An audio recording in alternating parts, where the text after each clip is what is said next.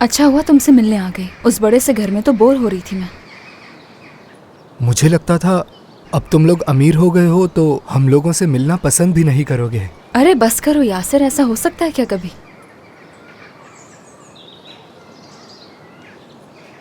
अच्छा वो कहाँ है? क्या वो नौकरी ढूंढ रहा है? कौन फरत?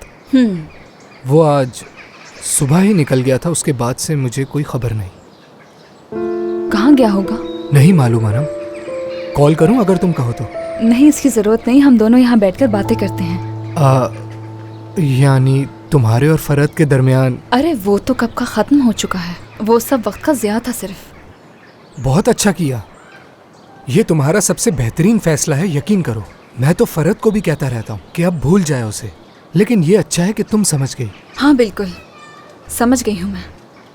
और तुम्हें एक बात बताऊँ मैं, मोहब्बत उसी से करनी चाहिए जो तुमसे करता है। तुम वाकई में ऐसा सोचती हो? तो करो ना फिर मोहब्बत। अगर कोई ऐसा मिल जाए तो मैं भी मोहब्बत कर लूँगी।